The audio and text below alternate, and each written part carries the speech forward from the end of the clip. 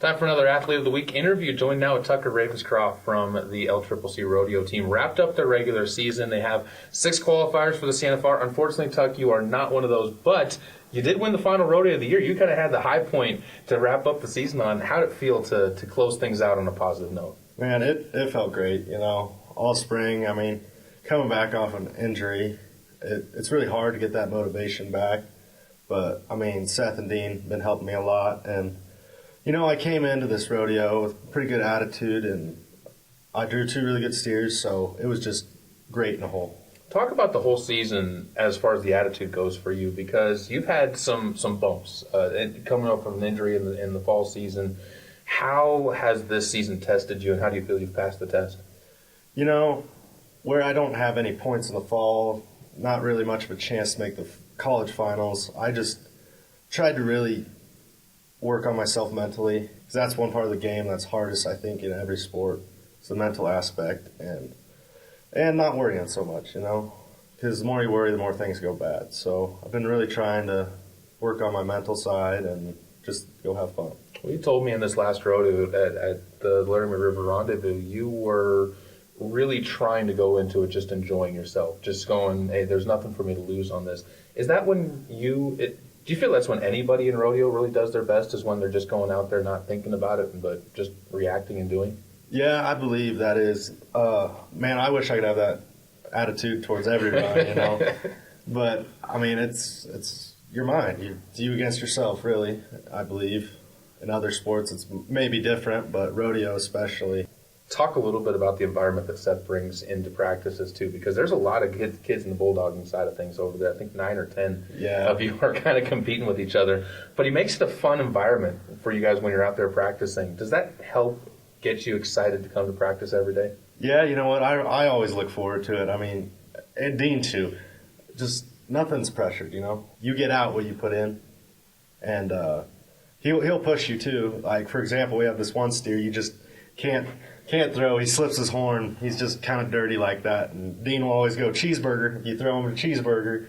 So that always, little goofy things like that motivate a guy. And Seth's really good about getting good stock for us, for everyone too. I know the rough stock guys really enjoy their horses and bulls, and calf ropers, team ropers. They're all great. Now you're a freshman here, so you have another year at least, maybe more depending on what you decide to do with the rodeo program here competing at El Trip.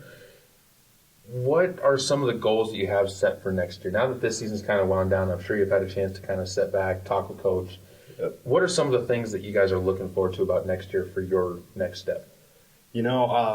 Consistent. I want to be consistent. I want to be throwing steers the same way at every rodeo, close to the same time. You can't be the same time with different barriers and faster steers, but get a steer down at every rodeo at least. And college finals in the future, hopefully. Always some good, definite pieces for it. And to get to that, the academic side has to kind of follow along. Yeah. You're doing the welding courses right now. You said you just got done with some of your testing. How has the welding been treating you? Has that been something you've been enjoying? Yeah, that first month, I didn't know if I wanted to continue it, but my instructors are great, and it pushes a guy, physically and mentally, and I think it's really good. It's really helped me be disciplined with things. What about the next step for you? Because welding is a 1-year degree here at El Trip. What's the next step for you? What are you going to be doing next year? So I'm going to take all my gen eds and get my degree in that, and then maybe pick up some other things. Maybe work on the side if I can when I'm not rodeoing, and that's about it. How's the summer kind of shaping up? Have you tried to kind of line up a schedule for yourself as far as rodeos you want to compete in? And how much does that work, do you think, pay into being ready for the fall? Summer's everything. Summer sets up your whole next year, I believe.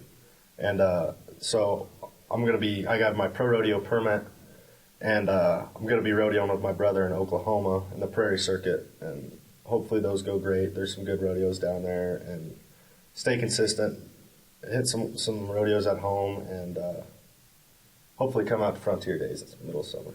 We'll wrap it up with this question for you, Tucker. And again, thank you so much for the time, man. You have a couple other kids on the team that are going out to do some pro rodeoing with you. Do you try to jump into the same place with them so you have that kind of camaraderie, or are you looking to try and branch out a bit more yourself? Steer wrestlers are like family. So we try to stay together, but, you got your different circuits to go in. Like my cousin Rhett Witt, he's out in the Mountain State circuit, so I won't be able to enter any rodeos with him unless he comes into my circuit because he has his pro card. And but yeah, no, I think Thane Kimbrough and Dane Pokorny, they're going to be rodeoing alongside with me too. Should be fun to see some Golden Eagles out there. It's been fun to watch Tucker grow and progress over the season. If you haven't seen him yet, you're going to see a lot of this guy next year on the team. So, Tucker, thank you so much for the time, and congrats on being an Athlete of the Week. Thank you.